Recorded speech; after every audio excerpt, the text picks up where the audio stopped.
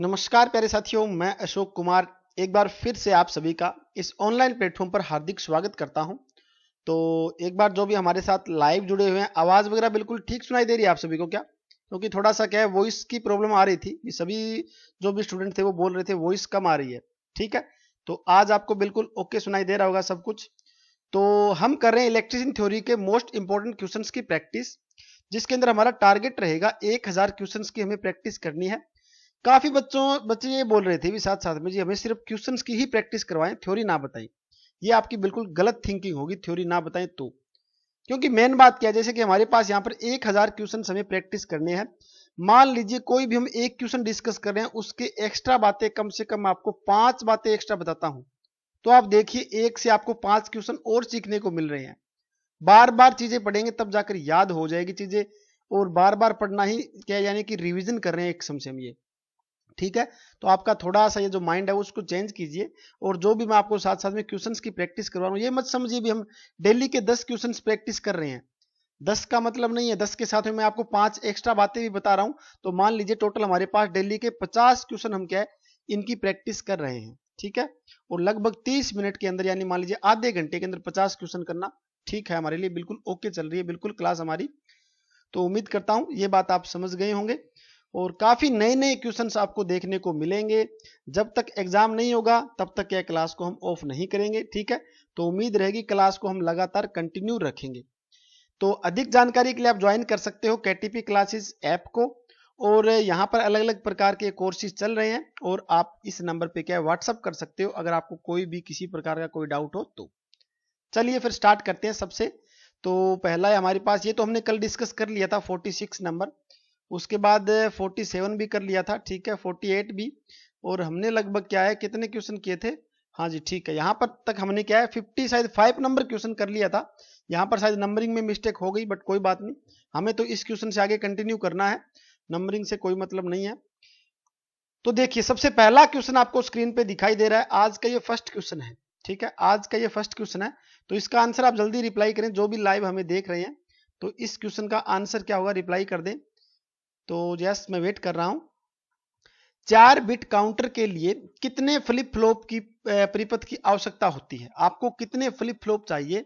4 bit का आपको counter बनाना है। डिजिटल इलेक्ट्रॉनिक्स बच्चों के लिए एक दुविधा बनी हुई है, उसके भी मैं काफी जो अच्छे अच्छे क्वेश्चन है वो डेली उठाता हूं। ठीक है ना, और डिजिटल इलेक्ट्रॉनिक्स के अंदर जो भी इंपॉर्टेंट क्वेश्चंस बनते हैं उनकी हम साथ साथ में प्रैक्टिस करें तो हमारे लिए क्या है बेटर रहेगा। क्योंकि एग्जाम में जो भी है वो डिजिटल इलेक्ट्रॉनिक्स अगर 2-3 क्वेश्चंस पूछे वो आपको सही होने चाहिए। ठीक है, तो चलिए चेक करते हैं। सबसे पहले आपको पता होना चाहिए फ्लिप फ्लॉप हमारे पास क्या चीज है।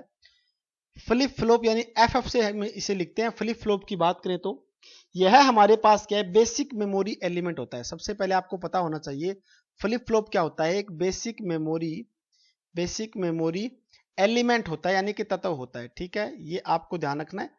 और एक बात यहां पर आपको इंपॉर्टेंट बात ध्यान देनी है कि जो फ्लिप फ्लॉप होगा वो हमेशा क्या है 1 बिट के लिए होता है। ठीक है, 1 बिट के लिए क्या है फ्लिप फ्लॉप हमेशा होता है। तो यहां पर आपको क्या पूछा गया देखिए, यानी कि 4 बिट की बात करनी है, और फ्लिप फ्लॉप हमारा कितने का कर रहा है 1 बिट को ही कर रहा है सिर्फ। तो आपको 4 बिट काउंटर चाहिए, तो आप क्या करोगे 4 ही आपको फ्लिप फ्लॉप की जरूरत होगी। समझ में आ गई होगी बात, बिल्कुल सिंपल सी थी। ठीक है ना, तो हमारे पास फ्लिप फ्लॉप की बात आई तो फ्लिप फ्लॉप हमेशा आपको ध्यान रखना है कि 1 बिट के लिए काम आता है फ्लिप फ्लॉप, और बेसिक मेमोरी एलिमेंट होता है फ्लिप फ्लॉप की बात करें तो।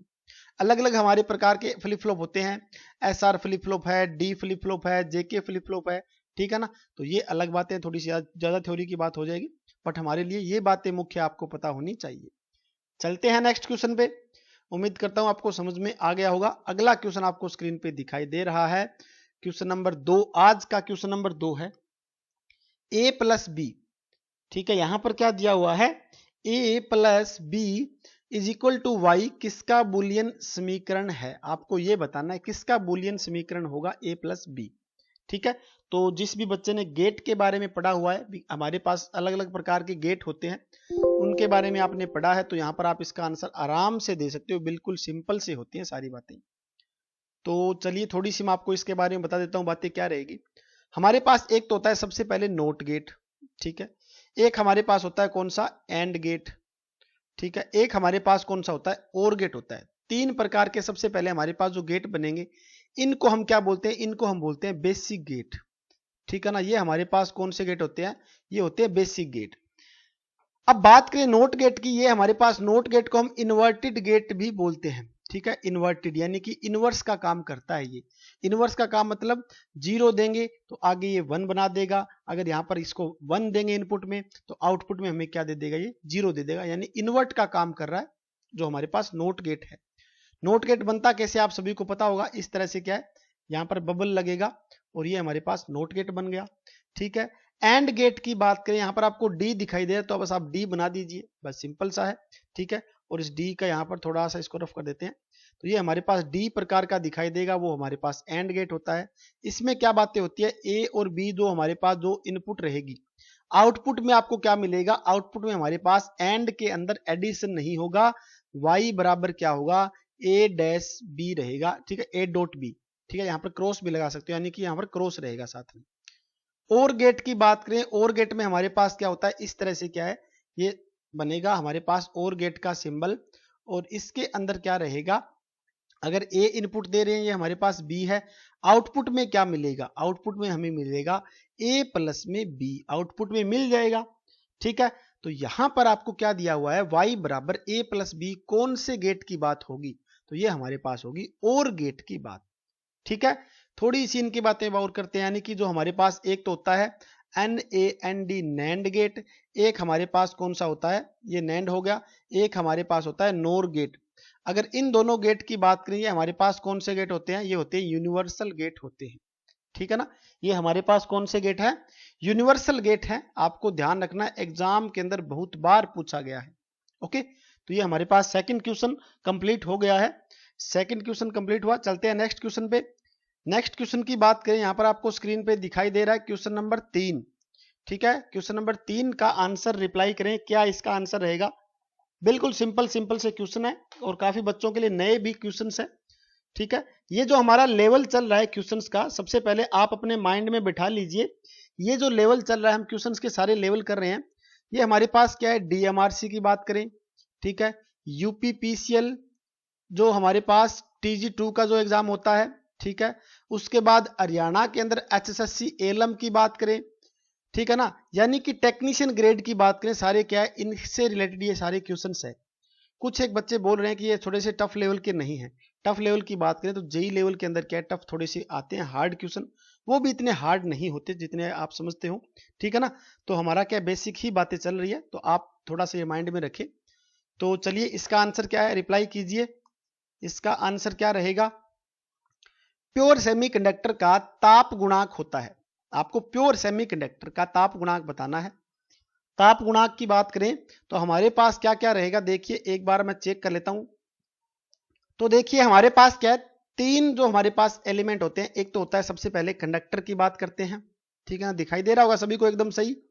एक तो होता है कंडक्टर, एक हमारे पास होता है इंसुलेटर, ठीक है, एक हमारे पास होता है सेमीकंडक्टर। तीन हमारे पास क्या ये डिवाइस एलिमेंट होते हैं, पदार्थ होते हैं सेमीकंडक्टर। अब बात करें कंडक्टर की, तो कंडक्टर का जो तापक गुणांक रहेगा वो हमेशा क्या होता है, पॉजिटिव होता है, और इंसुलेटर का तापक गुणांक हमेशा नेगेटिव होता है, और सेमीकंडक्टर का जो तापक गुणांक है वो भी नेगेटिव ही होगा, ठीक है।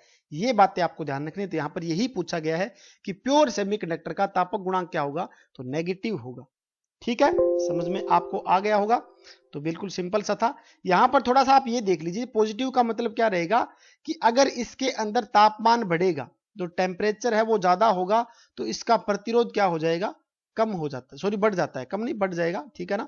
अगर हम इंसुलेटर की बात करें, कुचालक की बात करें, इसके अंदर तापमान बढ़ेगा तो इसका प्रतिरोध क्या हो जाता है, कम हो जाता है, ठीक है। और सेमीकंडक्टर के अंदर क्या है, कुछ टाइम के लिए, लिमिट के लिए बढ़ता है, उसके बाद कम भी हो जाता है, ठीक है। तो ये हमारे पास है थर्ड नंबर क्वेश्चन, डिटेल से मैंने आपको बता दिया। तो ये आपके पास फोर्थ नंबर क्वेश्चन है, कंडक्शन बैंड की यहां पर बात कर रखी है, तो क्या होगा रिप्लाई इसका करिए आप, ठीक है। जो भी लाइव देख रहे हैं साथ साथ में लाइक जरूर करें, क्लास को अपने दोस्तों के साथ शेयर जरूर करें।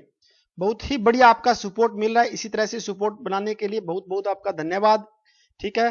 तो इस क्वेश्चन का आंसर क्या होगा, रिप्लाई करें। कंडक्शन बैंड में इलेक्ट्रॉन होते हैं, यस, कंडक्शन बैंड में इलेक्ट्रॉन कितने होंगे आपको ये बताने हैं। तो कल मैंने आपको बताया था एक बैंड की बात बताई थी, यानी एनर्जी बैंड की बात। कल ही हमने इसी टाइप का एक क्वेश्चन किया था, जिसके अंदर क्या होते हैं, हमारे पास दो बैंड होते हैं। एक तो कौन सा होता है, ऊपर वाला होता है कंडक्शन बैंड, नीचे वाला हमारे पास क्या रहेगा, वैलेंस बैंड होता है। ठीक है, वैलेंस बैंड। आपको मैंने बताया था कंडक्शन बैंड के अंदर जो इलेक्ट्रॉन होते हैं वो हमारे पास बने रहते हैं। इलेक्ट्रॉन इसके अंदर मुक्त इलेक्ट्रॉन होते हैं कंडक्शन बैंड में। ठीक है, और वैलेंस बैंड में क्या होता है, वैलेंस यानी खाली, यानी कि होल खाली होते हैं, होल रहेंगे। ठीक है, यहां पर आपको पूछा गया है कंडक्शन बैंड में इलेक्ट्रॉन होते हैं, तो यहां पर क्या रहेगा, वैलेंस बैंड के इलेक्ट्रॉन से अधिक ऊर्जा रखते हैं ये वाले जो इलेक्ट्रॉन रहेंगे। ठीक है, तो ये हमारे पास क्या है, इसका आंसर रहेगा ऑप्शन नंबर सी, कि कंडक्शन बैंड में जो इलेक्ट्रॉन होंगे इनकी एनर्जी जो होगी, ठीक है, इनकी जो एनर्जी होगी वो ज्यादा होगी किससे, वैलेंस बैंड में जो इलेक्ट्रॉन होते हैं उनसे। ठीक है, तो ये क्वेश्चन था, इसका आंसर मैंने आपको बता दिया। चलते हैं नेक्स्ट क्वेश्चन पे। नेक्स्ट क्वेश्चन भी काफी अच्छा क्वेश्चन है, काफी सिलेक्टेड क्वेश्चन है, इसका रिप्लाई कीजिए, क्या इसका आंसर रहेगा। रिपल फैक्टर का मान, यहां पर मान का अनुपात क्या रहेगा, किस किस का अनुपात रहता है, रिपल फैक्टर क्या होता है, क्या इसका फॉर्मूला बनता है, रिपल फैक्टर होता क्या है, सारी बातें आपको यहां पर डिस्कस करेंगे। ठीक है, तो सबसे पहले आप बताइए रिपल फैक्टर का इसका फॉर्मूला क्या बनेगा। यस, तो जल्दी कीजिए, जो भी लाइव देख रहे हैं क्लास को, साथ साथ में लाइक जरूर करें और शेयर करना ना भूलें। ठीक है, आप जितना ज्यादा शेयर करोगे उतने ही क्या आपको बेस्ट से बेस्ट कंटेंट आपको मिलता रहेगा। ठीक है, धीरे धीरे क्या है, जो क्वेश्चंस की जो है वो लिमिट है वो भी हम बढ़ा रहे हैं। ठीक है ना, जैसे कि कभी कभी 10 क्वेश्चन, कभी 15 क्वेश्चन डिस्कस कर लेते हैं, उनके साथ में एक्स्ट्रा बातें तो मैं आपको बता ही रहा हूँ। ठीक है ना, तो तरीका मेरा यही रहेगा, बिल्कुल इस तरीके को मैं चेंज नहीं करूंगा, जो भी मैं आपको बता रहा हूँ। एक क्वेश्चन हम डिस्कस करें, इसके साथ में एक्स्ट्रा बातें जरूर करेंगे। ठीक है ना, एक्स्ट्रा बातें जरूर करेंगे, क्योंकि जिस बच्चों को नहीं पता होता इन बातों के बारे में, तो वो भी साथ साथ में क्या पता इन बातों से कोई क्वेश्चन उठ जाए। ठीक है ना, तभी क्या एक्स्ट्रा बातें जरूर करेंगे। तो चलिए 5 नंबर क्वेश्चन हमारे पास क्या है, रिपल फैक्टर का मान क्या होता है, आपको ये बताना है। तो रिपल फैक्टर का मान क्या होता है, आरएमएस मान बटा में क्या होता है, डीसी मान। ठीक है, हमेशा आपको याद रखना है, रिपल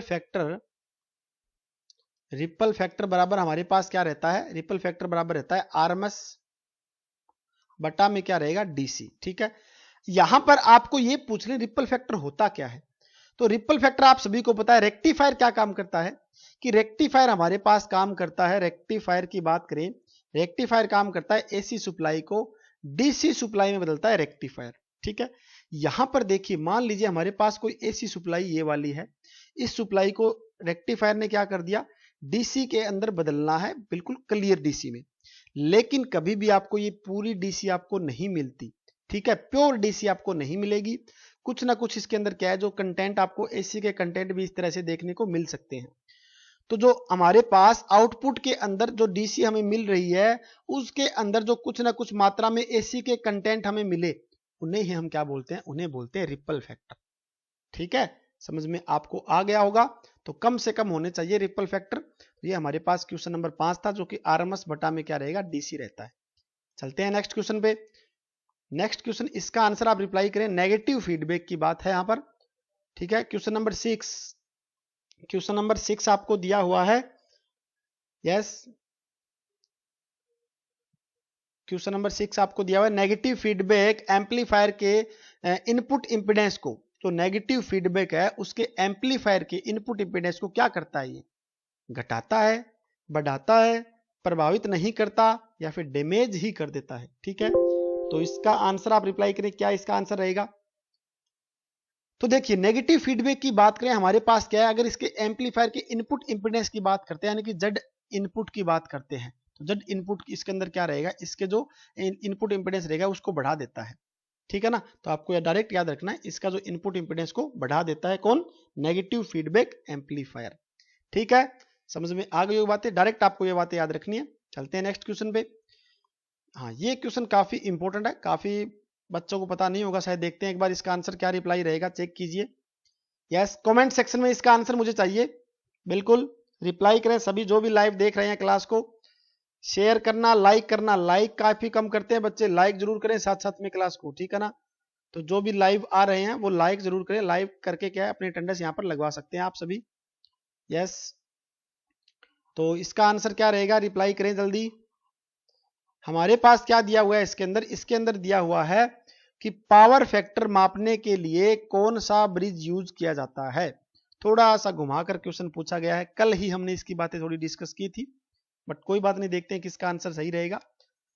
तो चलिए चेक करते हैं। पावर फैक्टर बढ़ाने के लिए हमारे पास पावर फैक्टर में बढ़ाना है, तो इनमें से कौन सा ब्रिज हम यूज करेंगे। अब आपको यहां पर थोड़ा सा संबंध किसका देखना है, पावर फैक्टर की बात चल रही है, तो पावर फैक्टर बढ़ाना यानी पावर फैक्टर को हमें क्या करना है, इंप्रूव करना है। तो पावर फैक्टर को इंप्रूव करने के लिए हम क्या लगाते हैं, पावर फैक्टर को इंप्रूव करने के लिए हम लगाते हैं कैपेसिटर बैंक, ये मैंने आपको बताया था। ठीक है, अब कैपेसिटर की बात चल रही है तो आपको यहां पर देखना होगा भी कैपेसिटर से कौन सा संबंधित ये ब्रिज रहेगा। तो हमेशा शेयरिंग ब्रिज जो होता है वो कैपेसिटर यानी कैपेसिटर जो हमारे पास क्या होती है, धारिता मापने के लिए। शेयरिंग ब्रिज क्या करता है, धारिता यानी कैपेसिटेंस मापने के लिए, कैपेसिटेंस मापने के लिए यूज किया जाता है कौन सा ब्रिज, शेयरिंग ब्रिज। ठीक है, तो ये बातें आपको यहां पर ध्यान रखनी है, काफी इंपॉर्टेंट बातें हैं, समझ में आप सभी को आ रही होगी। वैन ब्रिज भी आपको पूछ लें कई बार, इसका राइट आंसर तो होगा शेयरिंग ब्रिज, आप ध्यान रखना। वैन ब्रिज की बात करें, वैन ब्रिज किसको मापने के लिए काम आता है, फ्रीक्वेंसी को मापने के लिए काम आता है। डायरेक्ट एग्जाम के अंदर पूछा गया, पता नहीं कितनी ही बार पूछा गया क्वेश्चन है ये। मैक्सवेल मैंने आपको कल बता दिया था कि मीडियम इंडक्टेंस को मापने के लिए क्या यूज किया जाता है, मीडियम वैल्यू इंडक्टेंस की होती है उसको हम मापते हैं मैक्सवेल ब्रिज से। केल्विन डबल ब्रिज हमने देखा था कि लो जो हमारे पास प्रतिरोध होता है, लो रेजिस्टेंस होगा, उसकी वैल्यू को मापने के लिए केल्विन ब्रिज हम यूज करते हैं। ठीक है, चलते हैं नेक्स्ट क्वेश्चन पे। नेक्स्ट क्वेश्चन आपको दिखाई दे रहा है, क्रीपिंग पाई जाती है, क्रीपिंग किसमें पाई जाती है ये आप बताइए। 8 नंबर क्वेश्चन आपके सामने स्क्रीन पर दिखाई दे रहा होगा आप सभी को। क्रीपिंग किसमें पाई जाती है, यस इसका आंसर रिप्लाई करें, क्रीपिंग किसमें पाई जाती है। काफी बच्चों को पता होगा, बिल्कुल सिंपल सा क्वेश्चन है। तो देखिए क्रीपिंग जो हमारे पास, क्रीपिंग का जो वर्ड है ये क्या होता है, हमारे पास जो एनर्जी मीटर होते हैं ना, एनर्जी मीटर, ठीक है, एनर्जी मीटर जो होते हैं, एनर्जी मीटर कौन से, जो घरों के अंदर जो एनर्जी मीटर लगाते हैं ना रीडिंग वाले, ठीक है ना, तो एनर्जी मीटर के अंदर क्रीपिंग दोष पाया जाता है एक किस्म का ये। ठीक है ना, ये क्या होता है, क्रीपिंग पर दोष होता है। तो ये किसके अंदर देखने को मिलेगा आपको, एनर्जी मीटर के अंदर। लेकिन यहां पर हमारे पास एम मीटर है, वोल्ट मीटर है, वाट मीटर है, वाट आवर मीटर है। इसका मतलब क्या है, KWH मीटर का मतलब क्या होता है, KWH मीटर का मतलब यही होता है कि आपके पास एनर्जी मीटर ही होता है ये। ठीक है, तो यहां पर क्रीपिंग किसमें पाई जाएगी, आपको क्रीपिंग पाई जाती है वाट आवर मीटर के अंदर। ठीक है, यानी कि KWH की मीटर। आपको पता होगा एनर्जी मीटर में जो रीडिंग लेके जाते हैं, रीडिंग जो आती है हमारे घरों के अंदर, जो यूनिट बनती है, ठीक है ना, जो घरों के अंदर बिल बनता है यूनिट से, वो किसके अंदर होती है हमेशा, वो हमेशा KWH से बिल बनता है। ठीक है ना, ये बात आपको ध्यान रखनी है। तो काफी इंपॉर्टेंट बातें हैं, ठीक है ना। तो ये हमने डिस्कस कर लिया। 8 नंबर क्वेश्चन डिटेल से मैंने आपको बता दिया। एक बात और थोड़ी सी ध्यान रखिए इसके अंदर ही, कि हमारे पास अगर मान लीजिए 1000 वाट का कोई लोड है, इस 1000 वाट के लोड को अगर हम 1 घंटे ऑन करते हैं, 1000 वाट के लोड को 1 घंटे ऑन करते हैं, तो हमारे पास कितना इसके अंदर क्या है, यूनिट आ जाएगी। तो इसके अंदर 1 यूनिट हमेशा बनती है। ठीक है ना, ये डायरेक्ट आप इस लिंक को याद रखना, तो क्या पता कहीं काम आ जाए। ओके, तो हमारे पास 8 नंबर कंप्लीट हो चुका है। चलते हैं नेक्स्ट 9 नंबर क्वेश्चन पे। तो 9 नंबर क्वेश्चन आपको स्क्रीन पे दिखाई दे रहा है, ठीक है, तो इसका आंसर आप रिप्लाई करें। 9 नंबर क्वेश्चन, 9 नंबर क्वेश्चन है, क्या दिया हुआ है, खालिस्तान प्रकार के इंस्ट्रूमेंट 300 डिग्री तक का फुल स्केल डिफ्लेक्शन देते हैं। कौन से प्रकार के हमारे पास जो इंस्ट्रूमेंट है वो 300 डिग्री फुल स्केल डिफ्लेक्शन देंगे, आपको यही बताना है। यहां पर आप आंसर जो दे रखे, आंसर चेक कीजिए कौन कौन से आंसर आपको दिखाई दे रहे हैं यहाँ पर। ठीक है, यस रिप्लाई करें। इसका आंसर क्या रहेगा, इंडक्शन इंस्ट्रूमेंट है, या रेक्टिफायर हमारे पास रहेगा, या हॉट वायर इंस्ट्रूमेंट रहेगा, या फिर मूविंग आयरन इंस्ट्रूमेंट रहेगा। यस, इसका आंसर रिप्लाई करें। तो आवाज वगैरह बिल्कुल ठीक आ रही है आप सभी के पास, ठीक है। तो देखिए इसका आंसर क्या रहेगा 9 नंबर का हमारे पास, कि खालिस्तान प्रकार के इंस्ट्रूमेंट 300 डिग्री तक फुल स्केल डिफ्लेक्शन देते हैं। तो ये हमारे पास होता है इंडक्शन इंस्ट्रूमेंट, ठीक है ना। जो इंडक्शन इंस्ट्रूमेंट रहेगा वो 300 डिग्री तक क्या है, फुल स्केल डिफ्लेक्शन देता है, डायरेक्ट आपको याद रखना है। और हमारे पास इंडक्शन इंस्ट्रूमेंट एसी सप्लाई पर काम करने वाला उपकरण होता है। आपको ये पूछ ले भी पीएमएमसी तो इंस्ट्रूमेंट है, वो कौन सी सप्लाई पे काम करता है, तो यह सिर्फ डीसी सप्लाई पे काम करता है। काफी इंपॉर्टेंट क्वेश्चन है, कई बार पूछा गया है एग्जाम के अंदर, ठीक है। यहां पर इसकी डैंपिंग की बात करें तो पीएमएमसी की डैंपिंग की बात करें, याद रखने का बिल्कुल सिंपल तरीका है। पी से क्या बनता है, पेर, ठीक है। याद रखने ट्रिक मैं आपको बताता हूं, पी से क्या बनता है, पेर, और पेर में क्या होती है, पेर में होती है एडी। तो हमारे पास क्या रहेगा, इसके अंदर एडी करंट डैंपिंग हम यूज करते हैं, ठीक है ना। एडी करंट डैंपिंग हम इसके अंदर यूज करते हैं। ये भी क्वेश्चन कई बार एग्जाम के अंदर पूछा गया है, ठीक है ना। तो ये आप याद रखिए। तो हमारे पास 9 नंबर क्वेश्चन का आंसर क्या रहेगा, इंडक्शन इंस्ट्रूमेंट अकेला एक इंस्ट्रूमेंट है जो कि 300 डिग्री स्केल पर क्या है, फुल स्केल डिफ्लेक्शन दे सकता है, ठीक है ना। तो ये हमारे पास हो गया 9 नंबर। अगला चलते हैं 10 नंबर क्वेश्चन पे, और इसका आंसर रिप्लाई करें, देखते हैं किस किस का राइट आंसर होगा। क्वेश्चन नंबर 10, जो भी लाइव देख रहे हैं लाइक जरूर करें, ठीक है ना। यहां पर आपकी जो फीस रहेगी वो लाइक ही फीस रहेगी बस, ठीक है। लाइक कर दे और साथ में अपने दोस्तों के साथ शेयर जरूर करें, बस यही आपकी फीस होगी, ठीक है ना। सपोर्ट आपका काफी अच्छा मिल रहा है, इसके लिए मैंने आपको बहुत बहुत धन्यवाद बोलता हूं। इसी तरह से आप क्या है अपना सपोर्ट बनाए रखिए। हरियाणा के अंदर भी क्या है, टेक्निकल सिस्टम है, बिल्कुल एक हब बनाना है हरियाणा के अंदर भी, ठीक है। तो यस, इस क्वेश्चन का आंसर क्या होगा, रिप्लाई करें। मैगर की ऑपरेटिंग वोल्टेज कितनी होगी, करिए भाई, रिप्लाई करिए, इसका क्या आंसर होगा। मैगर की ऑपरेटिंग वोल्टेज कितनी होगी। तो देखिए सबसे पहले बात करते हैं मैगर की, थोड़ी सी मैं आपको बातें बताता हूं, लेकिन आपको पता भी होगा ये बातें तो, बट जरूरी है क्योंकि हर एक एग्जाम के लिए काफी फेवरेट है मैगर। मैगर क्या काम करता है, मैगर उपयोग करता है हमारे पास हाई रेजिस्टेंस मापने के लिए, ठीक है ना। हाई रेजिस्टेंस मापने के लिए हम किसका उपयोग करते हैं, मैगर का उपयोग करते हैं। आपको यहां पर लिखा मिल सकता है हाई रेजिस्टेंस, इंसुलेशन रेजिस्टेंस भी लिखा हुआ मिल सकता है, ठीक है। उसके बाद मैगर की बात करें, मैगर में हमारे पास क्या होता है कि हैंड, एक मिनट थोड़ा सही लिख देता हूं। मैगर में हमारे पास क्या रहेगा, मैगर में एक प्रकार का क्या होता है, हैंड ड्राइवन जनरेटर होता है, ठीक है ना। हैंड ड्राइवन जनरेटर होगा, जिससे क्या करते हैं, हाथ से घुमाते हैं इसको हाथ से घुमाएंगे तो ये हमारे पास एक प्रकार का परमानेंट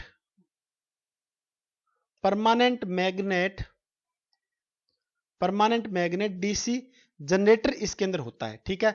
और इस जनरेटर की स्पीड कितनी होती है, 160 आरपीएम पर इसको हम घुमाते हैं, ठीक है। ये बात तो होगी मैगर की।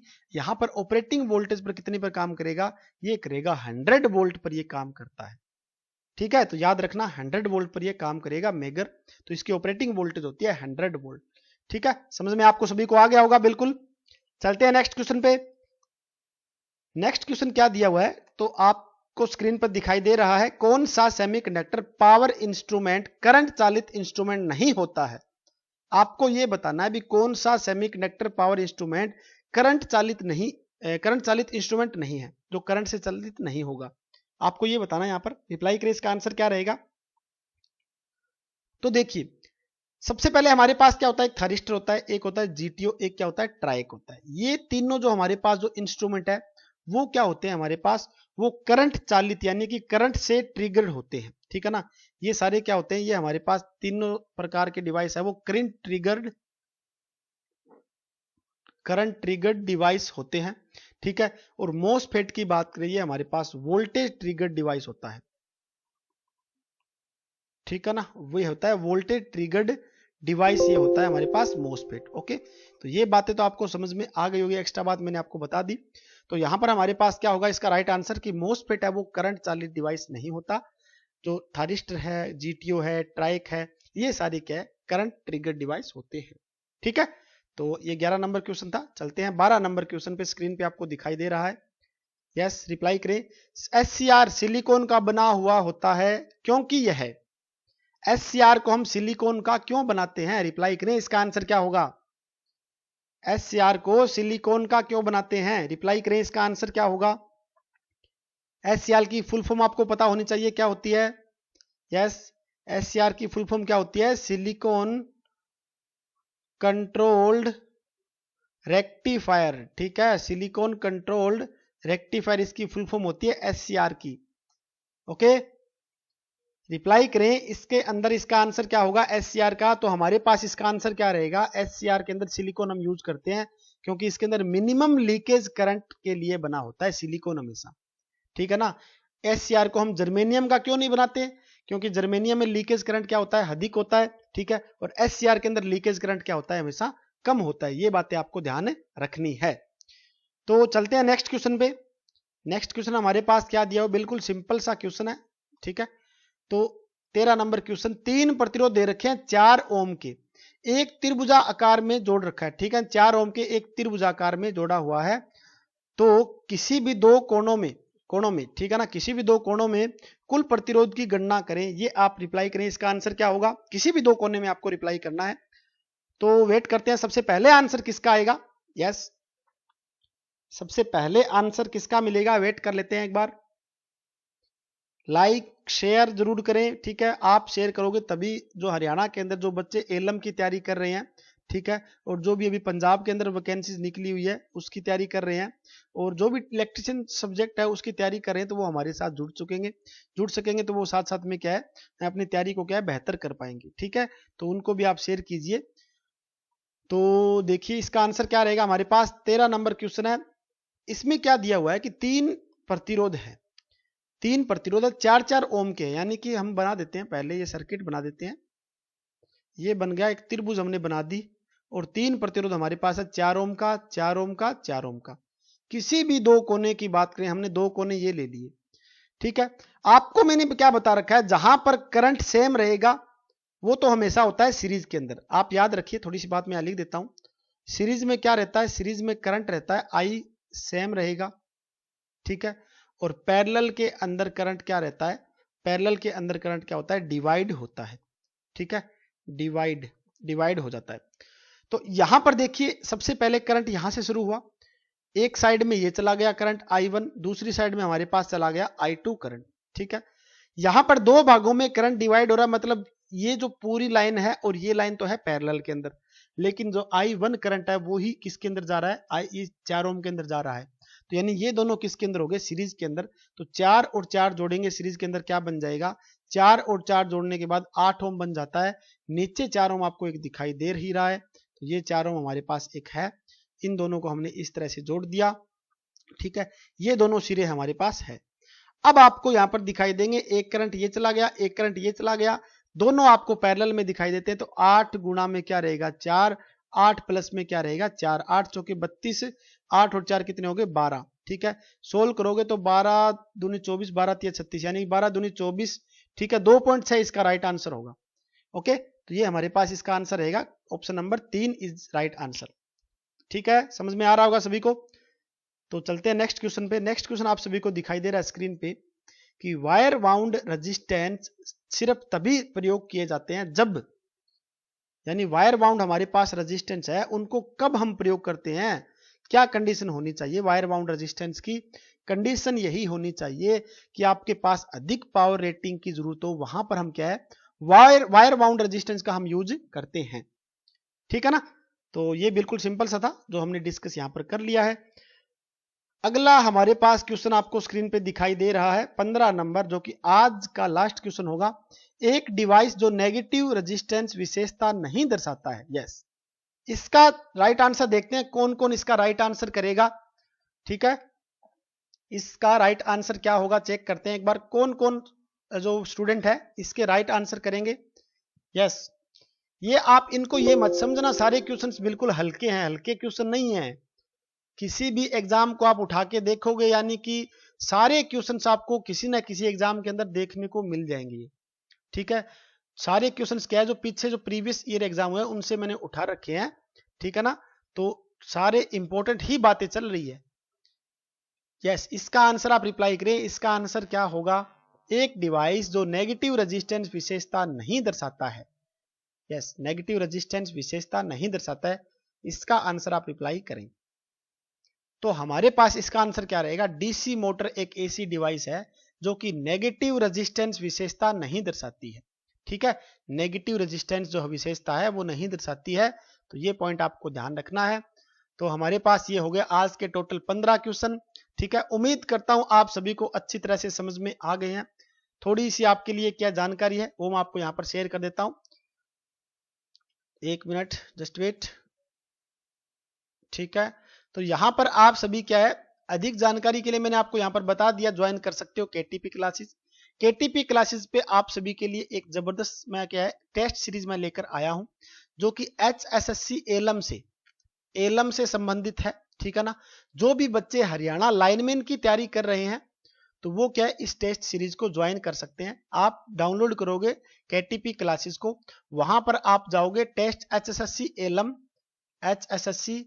एलम टेस्ट सीरीज में आपको जाना है, टेस्ट सीरीज में। ठीक है ना, तो वहां पर आपको क्या है टोटल 15 टेस्ट आपको मिलेंगे। सीरीज गलत लिख दिया। ठीक है, तो वहां पर हमारे पास क्या होंगे 15 टेस्ट आपको देखने को मिलेंगे टोटल। तो 15 टेस्ट आपको फुल पैटर्न यानी कि 90 क्वेश्चन आपको हर एक टेस्ट के अंदर देखने को मिलेंगे। ठीक है, तो इसके बारे में और डिटेल में आपको बता दूंगा, अभी के लिए आप इतना ही ध्यान रखिए। तो अगर किसी को ज्वाइन करनी है, लगता हो भी हाँ उनकी तैयारी हो चुकी है काफी अच्छी लाइनमैन के लिए, तो एक बार वहां प्रैक्टिस कीजिए, तब पता चलेगा भी तैयारी आपकी किस तरह से है। ठीक है ना, तो आज के लिए इतना ही, मिलते हैं कल, धन्यवाद।